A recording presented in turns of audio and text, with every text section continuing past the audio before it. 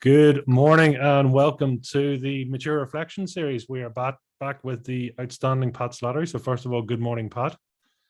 Good morning, Pete. Great to be back. Listen, it's great to be here. So last week we had episode 1 and we said this is a 12-part series. So we had episode 1. So we were talking about, how to become outstanding. And this is something obviously that Pat has lived and breathed. So we thought it's about time to actually try and sort of get it into a series where we can help people and put it into these episodes. So we're back this week with episode 2. And really, there's a number of things we wanted to cover, as we always do with Pat. We're always, it's not a case of what we're not going to say as opposed to what we are. So it's trying to get it all put into place. But this week, we are talking about defining what becoming outstanding would mean, feel, and be for you. So, Pat, good morning. And tell us, how is becoming outstanding? How would it feel for you, or how does it feel? You are outstanding. Well, it feels outstanding, Pete, actually. But, and I think, as we're going to talk today about what becoming outstanding means, I mean, this is my opinion, and it's going to mean something different for most people. But I do believe that people should understand that becoming outstanding is not really recognized by achievements of material goods or by your social standing, or external things, if that makes sense. Now, however, I also want you to realize that once you choose and accept that you are outstanding, these things are more often to show up. Okay, they're more often that they will show up once you actually accept that you're outstanding. And for me, I believe that outstanding is a feeling. And it's a feeling that you need to feel in order to become it. I also believe that being outstanding is an absolute acceptance of who you are and what you stand for. It's not a thing that you achieve someday when all your ducks are in a row. And it's not when other people will accept you, or it's not just when you decide to show up with confidence. It's not something that shows up when you're successful, when that time comes. And here's what happens. People think, in order to be outstanding, all these things have to show up first. And I have to be able to it has to be visible thing. Or how do I recognize it when I see somebody that's outstanding or so forth? So how would I recognize it in me? And it's not like that. It's not that, that you just show up. Or when I have the business where I need to have the business and things are moving in the direction I need them to be moving, and then I'll be outstanding, then I can say it. When I start achieving, when I start making more money, then I can say it.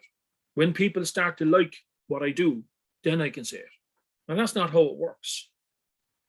It's not something that just shows up when eventually you are successful. For me, outstanding, it is knowing.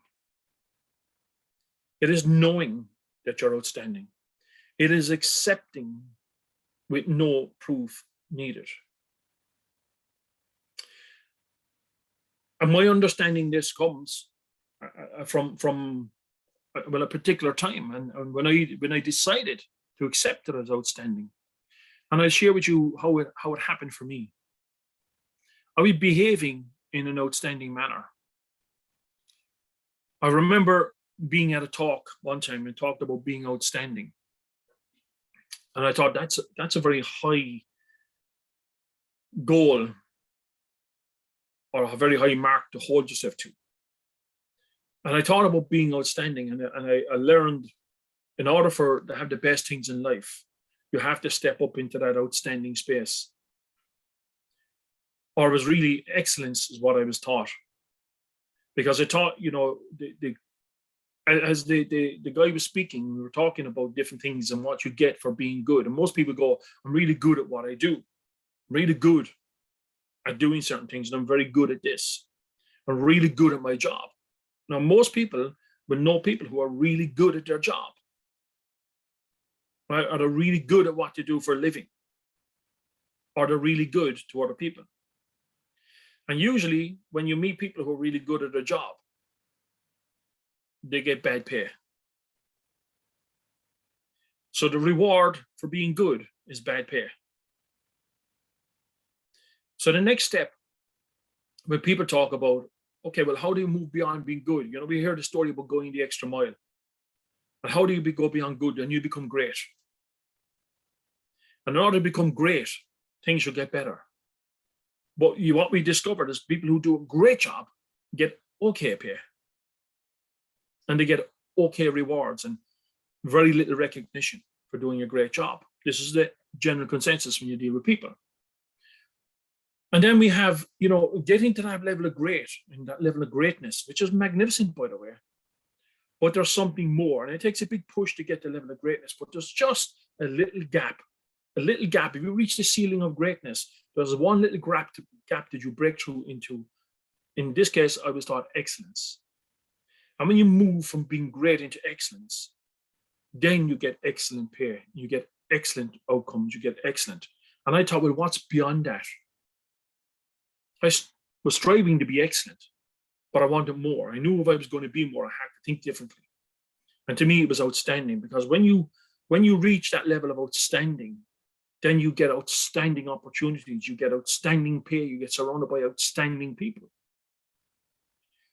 Now, the reason I say it is knowing, because I was pushing for that ceiling all of the time. Because for me, I was trying to prove everybody wrong. And I thought if I could just be outstanding, I would prove everybody wrong. And maybe you can resonate with this. Maybe there's something that you'll recognize. I was trying to prove everybody wrong. And I thought I'll be outstanding and then I'll prove them wrong. And I used to convince myself and talk to myself about being outstanding. And I behaved in an outstanding way, with outstanding manner, and I used outstanding language. And I started to move in the direction I needed to move. Things started to happen for me. Then I wanted to prove to myself that I was outstanding. And I would stand and I would convince myself, I would speak to myself, and I would use my powerful affirmations and tell myself how absolutely outstanding you are, Pat. And I had to work hard at being outstanding. However, when I decided to accept that I was outstanding, there was no more proof needed. And this came about from a story that my son shared with me. My son shared with me a story about a story, I think it was coming a storybook called The Story Giant, if anybody is looking for it. I'm sure that's what the storybook came from. And he was only 9 years old when he shared this story with me. And I was leaving my home to go and do a coaching program. And he said, Dad, he said, before you go, listen to me. He said, I want to share something with you that you can share with people tonight. And this is how the story goes, or something like this. So he tells me that there was a warrior coming home from battle. And he was weary and he was tired. And he had a long journey home.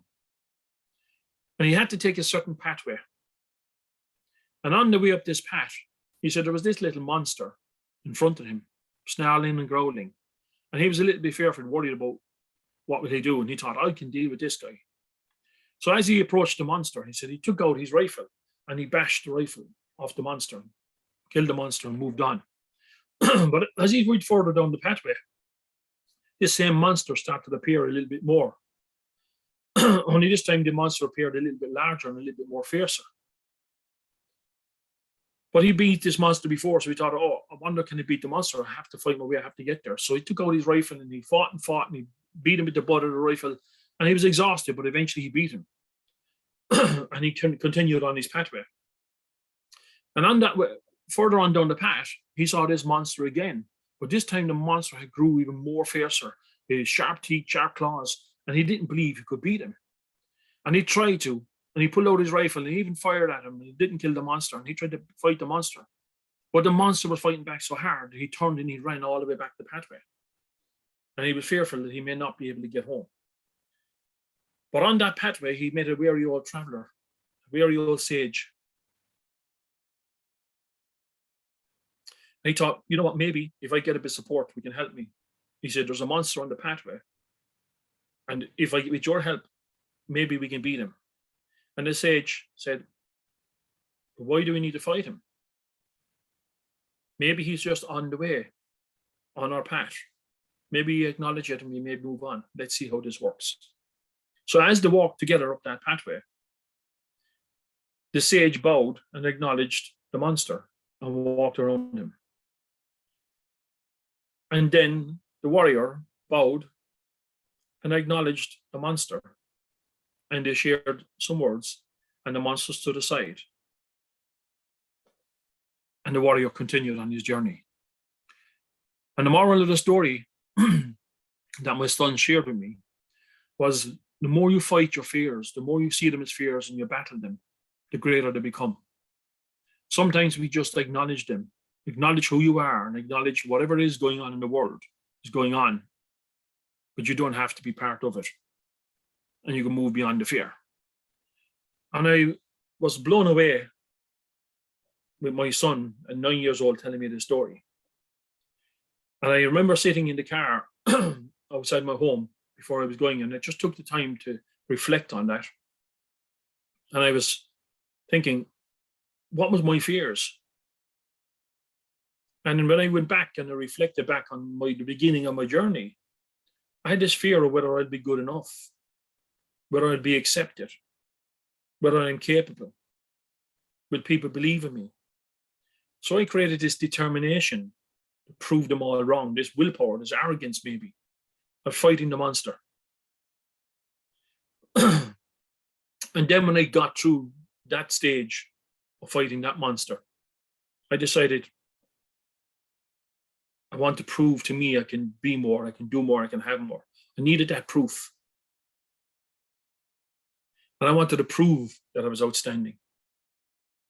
So I was met with lots of challenges along the way, but I still stood up and I still chose to be outstanding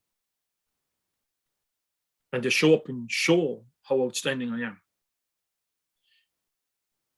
But in that moment, in that car, when I thought about the story my son had shared with me, this is where I can tell you my life changed, really changed.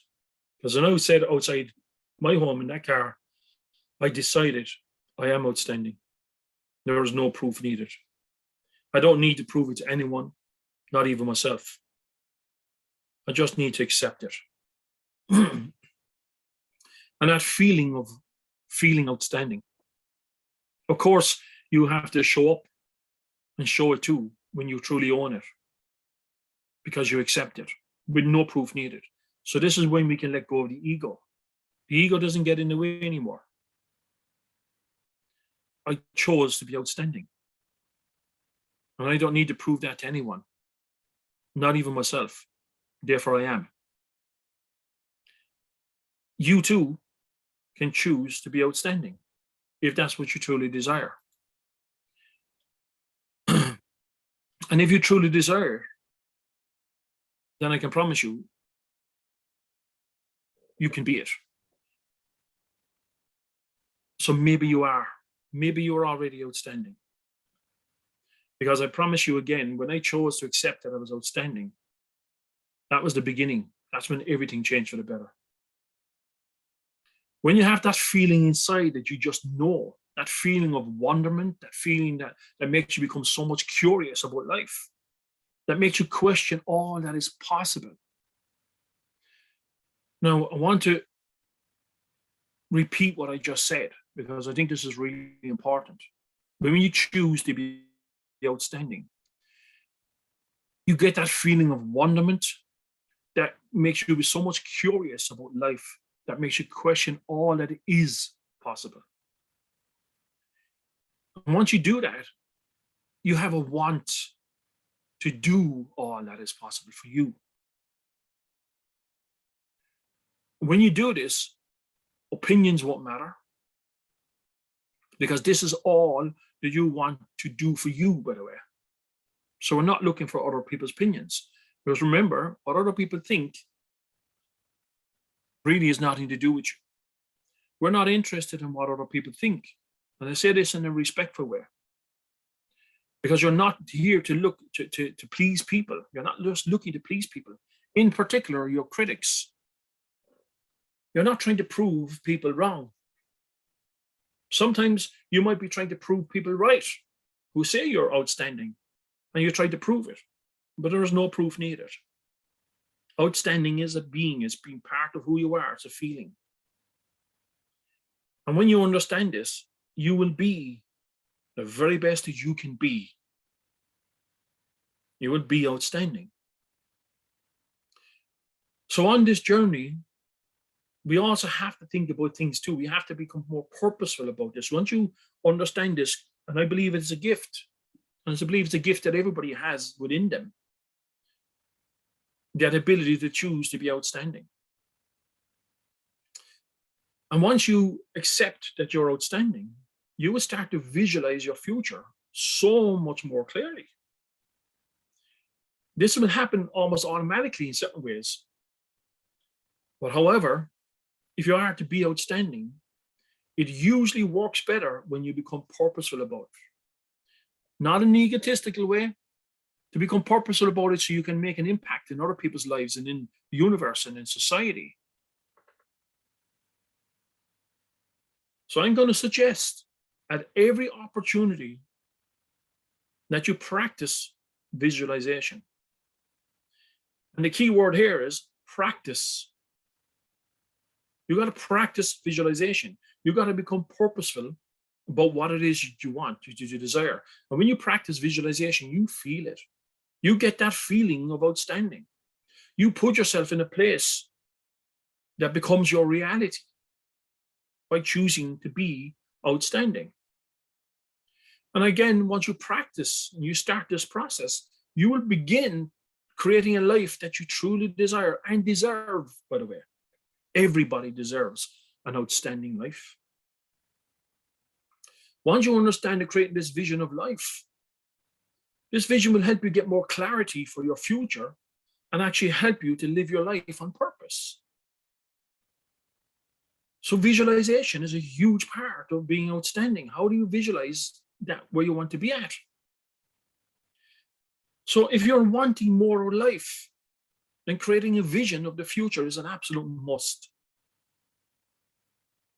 Your life's vision is what you'd consider your ultimate dream. A vision of life as it should be. And accepting that it can be. No proof needed. Accepting that it can be. This, to me, is part of being outstanding. You will need to visualize all the meaningful areas of your life. And then you need to revisit this vision often. This can take in the form of stories, of lists, of pictures, of photographs, of quotes, mind maps, vision boards, or maybe all of these different things.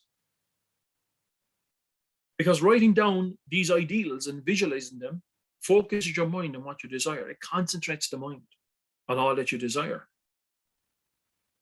And I promise you, it will assist you in maintaining being outstanding. Because when you get to being outstanding, you choose to be outstanding. Some critics will surface. People will tell you who you really are, but don't forget where you came from. People like you shouldn't have this. People like us, they start putting you into the us bracket. And they tell you, if they don't live an outstanding life, and neither should you. You've got to be realistic. All of this happens, and it's important that I point this out because you have to maintain being outstanding. Once you choose to be outstanding, you have to maintain it. You have to be purposeful about it. And if you create this vision and you write out your ideals and the things that you want, the things you desire, you create the pictures and you take time every day to put yourself in that space and create it as your reality right now, then you're maintaining being outstanding. You become very conscious of the language of the words you use, of how you show up, how you think, how you speak. Then you're maintaining being outstanding. So visualizing the future is the process of imagining how the future will look like. Visualizing is used to create a life vision, a vision of the future as you want it, by the way. And again, putting it bluntly, that's figuring out what it is you want out of life. And once you do that, again, choose to be outstanding. This is your life. This is your decision. This is you, who you choose to be. So in order to take the right path, the first thing you need is a destination to get to. Because when you have no destination and you don't know where you're going, you may just end up there. So you need to have some sort of a destination, some sort of a direction in what you want to move towards. So visualizing your life and living an outstanding life serves as a source of hope and inspiration, as well as it gives you a sense of direction. It helps you decide the path to take when faced with a decision. As a powerful motivation, it propels you forward into action. Use this practice to guide you towards your desired future. Do not underestimate the power of visualization, but visualize everything that is outstanding. Your vision for your outstanding life should be big enough to make you feel excited, and maybe even a little nervous at times. But you certainly should start feeling excited. Because this is the big dream, by the way. This is, this is the dream. This is everything that you choose to be. And I promise you, if you choose to be outstanding, it may actually become your reality. Imagine that. So in order to create the vision for the future, I'm going to share with you some little exercises that you can practice. Okay? You need to practice.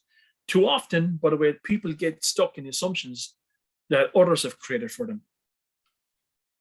Like this is when I talk about, this old programming that people have that, they've been told from their experiences of the past that this is who we are, this is what we deserve, this is what we can achieve, this is what we can't achieve, and there should be nothing more. We should, be satisfied with what we have. And in some cases, you can be. But you cannot live your life stuck in the assumptions of what other people have created for you, unless that's exactly where you choose and want to be, and you believe that that's outstanding for you. Because with these assumptions that other people create, society may tell you that you can behave a certain way, or maybe you've been brought up in a certain type of community. And sometimes, by the way, that aligns with who you are and your values and your dreams. But other times it doesn't. So it's not all bad, by the way. Maybe you've been blessed to have been brought up in that type of community or in the right society who believes in you. So sometimes they're right, but other times they're not. So outstanding means different things to different people, by the way.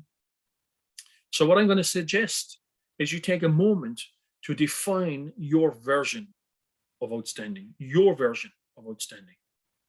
What does it look and feel like? What does it look and feel like? Now, I'm going to suggest that you make note of this. To define your version of outstanding, what does it look and feel like? In your version of outstanding, what do people do? What do outstanding people do? In your version of outstanding, what do outstanding people do? How do they think? What do they have? Also, in your version of outstanding and outstanding people, what don't they do? What don't they own? Or what don't they believe?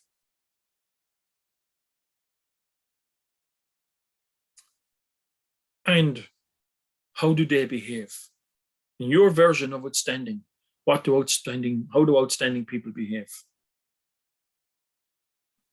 So once you start creating that version of outstanding, what it means to you, imagine your future self, your outstanding self. Now, the goal here is to transport yourself to some time in the future and think about what kind of person you want to become. What do you want to achieve, and how do you want to be known and remembered? What's your legacy? How do you want to be known right now? And how do you want to be remembered in the future? This is creating your outstanding self. Because this exercise will give you a general feel for how you want your future to play out. Again, you can write this down, or use visual elements like photos or videos. But get it out of your head, get it on paper, get it somewhere where you're concentrating the mind. What do you want to achieve and how do you want to be known and remembered? Now, you don't need to figure out every detail of your entire life, by the way. You just need enough of a vision to give you a little bit more direction. And we're looking for a little bit of direction here. Because most people, when they ask them this, they really don't know what it is they want. So you got to give it thought. It deserves the time to think about this and allow yourself the ability to choose to be outstanding. So create a vision for every area of your life. Think about all areas of your life. And you got to create a vision for every area of your life, not just one and ignore the others. You got to create a vision for every area. And we kind of create that balance. And because if you balance everything that's important to you, by the way, things start to begin to work in your favor. And remember this, as you're doing this exercise, this is all about you, your choice to be outstanding. So I'm going to break it down a little bit for you. So let's look at some areas that you may wish to pay attention to. You may choose, by the way, to change some of these categories, and that's okay, because this is your outstanding life that you are choosing for you. So if some of the things I talk about don't resonate with you, that's okay. Change the categories, because this is your outstanding life that you are choosing for you. So think about your personal life. So in your personal life, who do you want to become? Now, I suggest that you answer these questions. If thinking about an outstanding person and identifying the outstanding, your outstanding ideal in these areas. And so in your personal life, who do you want to become? How do you want to be remembered? For what? What is your home like? Now, your home does not necessarily mean it's a mansion. It may be the feeling of family, of connection in the home. Or it may be the material home. That's your choice. This is your outstanding life that you are choosing for you. What do you want to achieve? What do you want more of? Or how about less of? What do you want less of? What do you want to own? What do you want to let go of? And how are you helping others? These are just some questions. You may add to those questions too. But answer those questions in an outstanding way. Think about it. Always think outstanding when you answer these questions. So that's personal life. We may look your health and fitness, for instance. So if we think about the category of health and fitness, then ask yourself, what are you doing to stay healthy? And answer these questions. How are you nourishing your mind and body? How active are you? Are you healthy? Are you fit?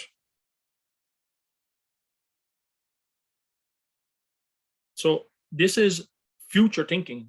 We're not asking these questions based on how you are right now. This is the vision we're creating for the future in all of these areas. Then let's look at relationships. Who are you surrounded with? Who are your friends? Are you close to your family? Do you have kids? Do you have grandkids? Are you in a romantic relationship? And who is your partner? Who is your partner, by the way, is not their name. Who is your partner? I'll let you think about that. And you got to think future orientated here. If you're not in a relationship right now, that's not the question we're asking. We're creating a vision for the future. And if you need to be in a romantic relationship, then what type of person? Or maybe it's not important to you. Again, you can change some of these questions and some of these categories according to your outstanding life. But remember, it's future oriented. Another area we can look at is your career or your business. What is your job? What do you do? Answer these questions. What is your job? Then ask yourself, what do you do? Are you employed or do you run your own business? How big is your company? Who are you working with?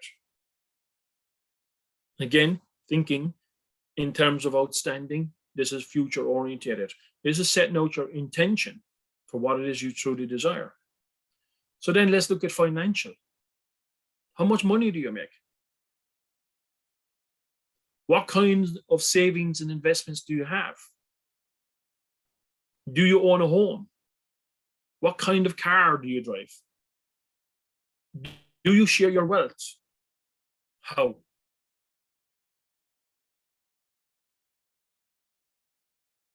All of these questions you're going to answer as you start thinking of your future self. Then let's look at fun and recreation. How do you spend your free time? What hobbies do you have? How do you spend your holidays or vacations? Now, as you're answering these questions, we got to answer these questions based on how you visualize your ideal, outstanding life. So when you answer these questions, answer them as you visualize your ideal, outstanding life. Just accepting, no proof needed, that this is just how it is. Because when you accept that you're outstanding and when you show up, all of these things become your reality. Because once you visualize all of this, you must practice it. And repeat that. Once you visualize all of this, all of it that you've answered here, that outstanding life that you're going to live, that you've chosen to have and to be, practice it. So here's another question. What would you practice if you were to be outstanding in all of these areas? What would you want from, what you want from life, by the way, might change over time. And chances are it will. The things that you want will probably change. Your goals, your vision, the things, your desires that change as you start to become more aware of what it truly means for you to be outstanding.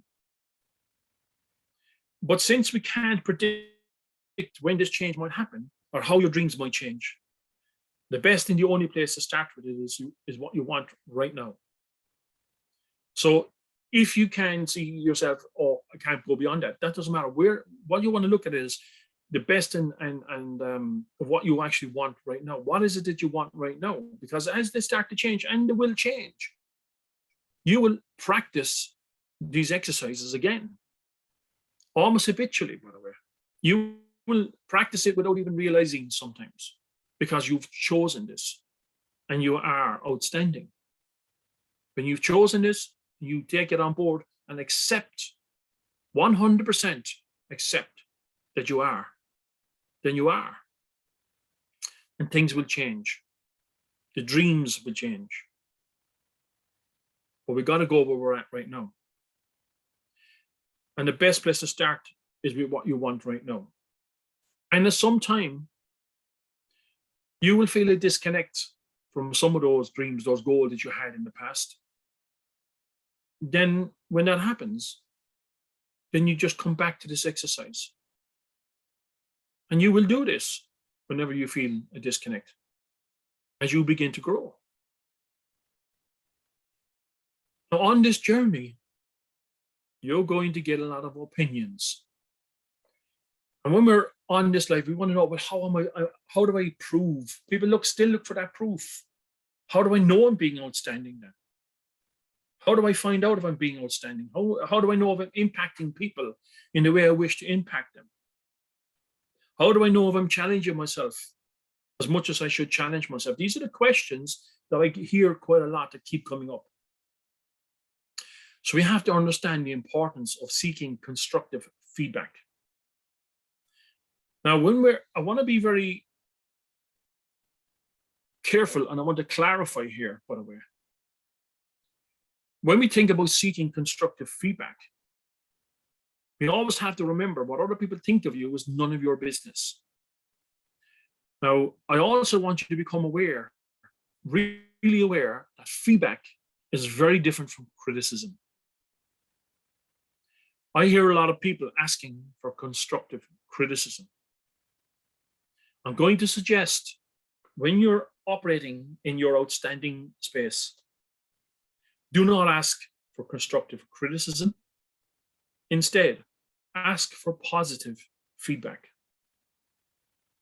In my experience, outstanding people give positive feedback, not criticism. So surround yourself with outstanding people, those that share positive feedback with great intention. Now, when I talk about positive feedback, I am not interested in criticism. That doesn't mean that you don't critique something I've done and maybe see room for change. If somebody comes to me and make a suggestion for room for change, and I think it is constructive, then I see that as positive feedback. I don't see it as criticism. And when somebody asks me, Pat, are you open to a little bit of constructive criticism? I said, no, thank you. But I would greatly accept some positive feedback. If there's something you think that will change and make what I do better in a positive way, and if I believe it and I feel it, then 100% I'm prepared to take it on board. But if your intention is to come and criticize, I'm really not interested. Outstanding people don't criticize. Outstanding people offer positive feedback.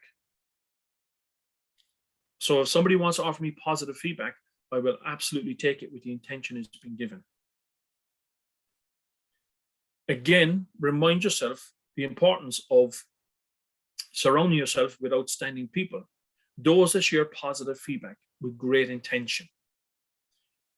So when you're doing this on this journey, find those people that are behaving in a way that you wish to behave and model them.